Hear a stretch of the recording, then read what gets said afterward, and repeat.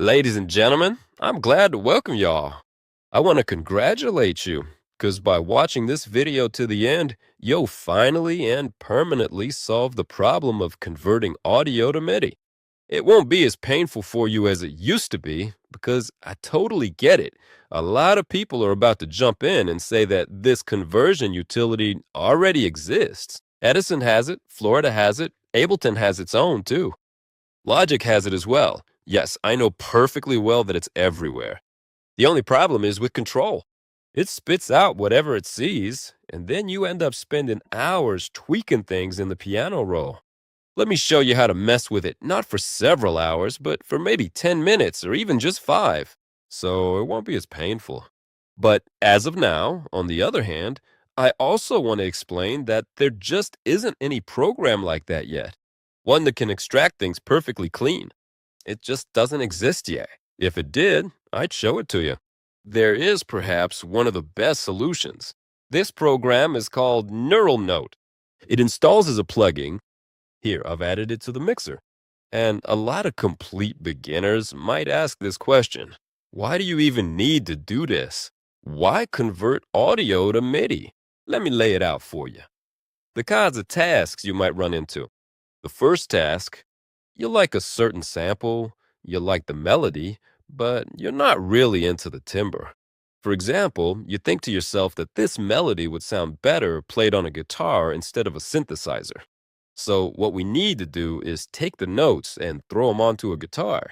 Well, not literally onto a guitar, but into a plugin that has a guitar sound. Task number 2. You don't want to steal anything from the sample. Nothing at all. No MIDI information, but you do want to take a peek at the main notes in the melody. For example, you've got an a cappella, and you just want to see which notes are used most often, so you can figure out the key of that a cappella. And then, using those notes, you can easily create your own harmony. In other words, do the harmonization. After that, you won't have any more issues with laying out the bass or with the main arrangement. The next task is a bit more trendy. You made a nice track in Suno, but Suno doesn't really produce high-quality results.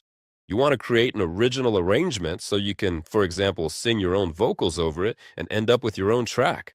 But Suno gave you the foundation, a rough draft or demo that you liked. And how do you do this without figuring it out by ear? Because a lot of people struggle with that.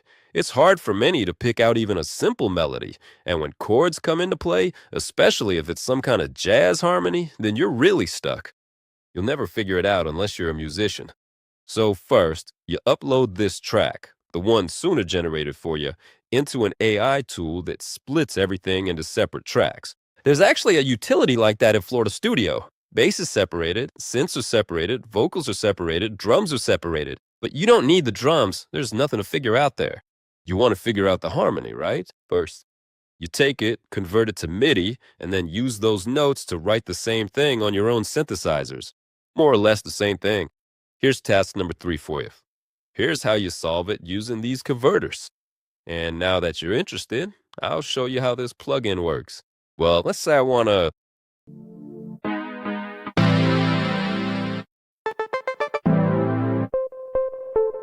Let's figure out some melody, for example. You can record this melody using rec, but it's easier to just drag it in here like this, and that's it. And right away, we get this. A MIDI representation. This is more or less what you'll get. Edison will give you this, Ableton will give you this, and you'll have to work with this mess. But in Neural Note, like I said, you have extra control. And we can turn this note sensibility knob back. And look what happens. Now this already looks like our melody, doesn't it? And now we can play around with split sensibility. So for example, these extra glued notes disappear. We understand that they're not really here. Duration, right? So we can remove something extra or add something if needed. Now, it's more or less pretty close. There are pitch bend modes here, and there's also single pitch bend. Single pitch bend, when there's some glissando inside the note, like in the sample, and we need to check it out. So, for example, if there's a slide note, like if you grabbed a guitar sample from there and it has a slide note, this will show it. But we don't have that, so we don't need it. We set it to no pitch bend. Next point. Of course, it's missing a nice little feature where you could just grab it and delete it by hand, like remove some extra note from here that I can see.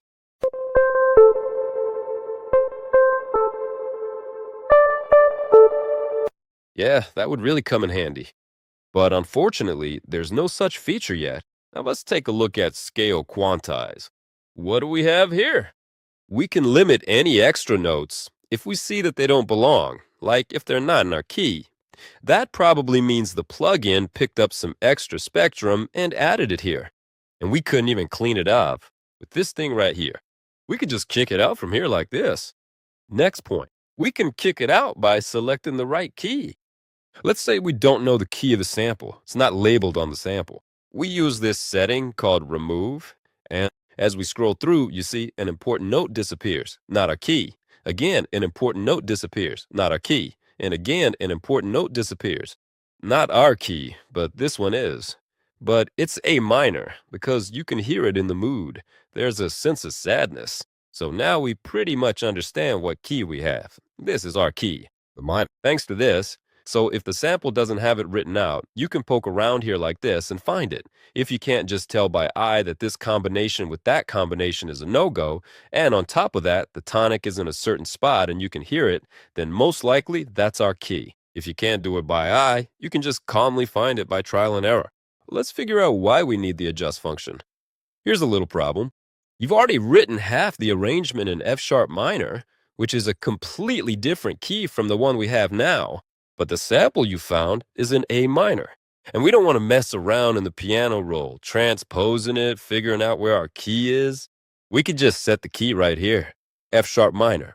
And see, it doesn't delete anything. It just shifts any note that doesn't fit the key so that it does fit. And F sharp minor isn't a closely related key. It's not like D minor, for example. All the notes are still there. With D minor, only one note is different compared to A minor. But here, there are more changes. If we do something like this, for example, actually, it's not even minor anymore, it's major. By the way, here's a way to turn a minor melody into a major one. This is how you can do it. And that's it. Moving on. We can take this sample and put it into our F sharp major arrangement, and it'll fit. Cool, right? Yeah, it's cool. So we didn't just copy the notes, we also really went for it. All of this is in our key, in our scale. There's a time quantize featured here. But it works a bit clunky, so it's better to do it by hand in the piano roll. Besides, as you can see, there's not that much to do here. And now we're going to do this trick. Let's move it over.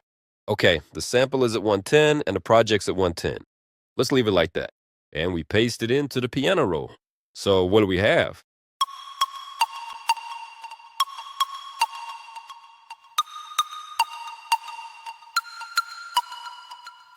Basically, we just need to clean up everything extra there. And let's keep it in A minor as well.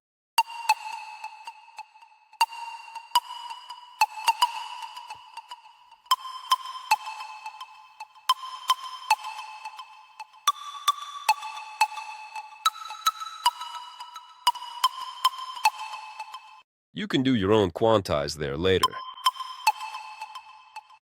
Depending on the arrangement, you need to listen to the full texture. Some things you might want to make longer, some shorter. It's not about listening in solo, because here you really need to pay attention to the accents and the groove so that everything works right. So it sounds good, because obviously it shouldn't just look like you've got a bunch of 16th notes lined up. Otherwise, your melody will sound dull. Of course, you can always clean all this up. But what about the chords? I totally get that a bunch of people are going to jump in and say, you can do it this way too, using some of our own utilities, for example. But first of all, cleaning it up like this during the conversion stage, so you only have to spend about 3 minutes tweaking it here, probably won't work out for you. And not everyone has the ability to figure out the chord, because most converters are monophonic. But here, we can transcribe the chord. Let's do just that. Next, we'll find all of this, the chord.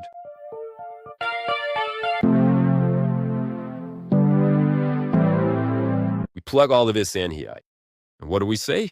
Let's take a look. Anyone who's done music, even just a bit, and knows some theory, can tell this doesn't look like a chord. We need a bit more density, and now we're going to build it up. See, now we have a chord appearing, and even several chords. Here they are. Let's clean up all this extra junk from here. Okay, we don't need this.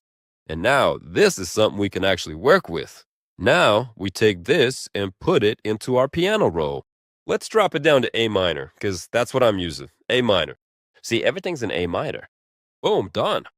Let's get rid of this mess, clear out everything unnecessary. These tiny annoying notes. The main thing is not to overdo it, or there'll be nothing left of the chord. All right, let's listen to what we got here. If the melody were different and took this syncopation into account, we wouldn't have to move it. But here, we have to shift it. It's necessary in this case.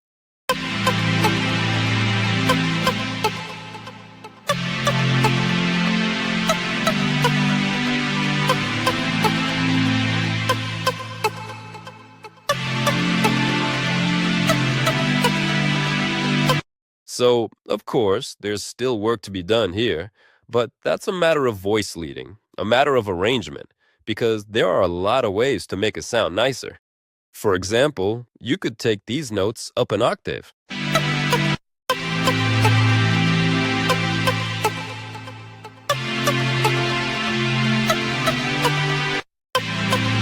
You could add a bass line, but not from the lower notes here, rather from here, because otherwise it would sound way too harsh. In that case,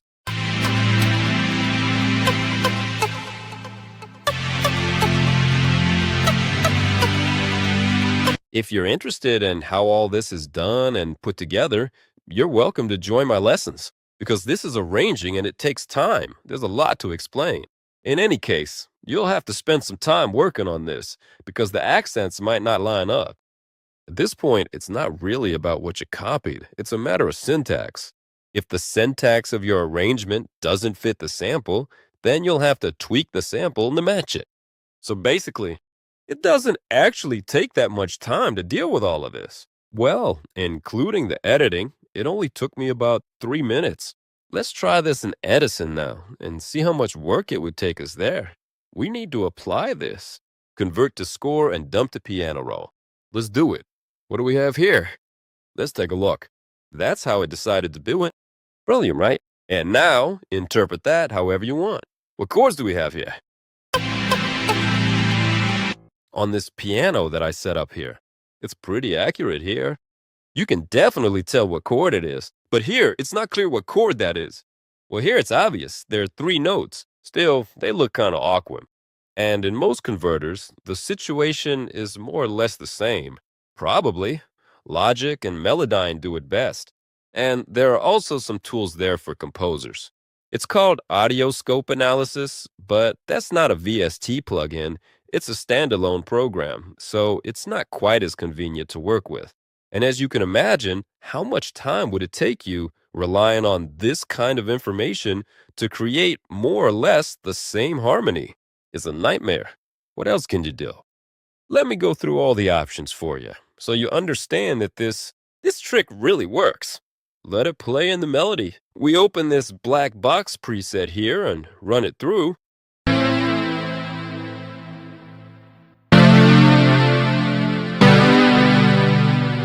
And we take a peek. So we draw this arrow like this, and look, here's an A note, here's an E note, here's another A, and here's a C note.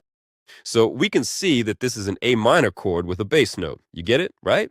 Of course, you could freeze all this movement to take a closer look or take a screenshot, but it's not really worth chasing after all that. Although it actually shows things pretty well.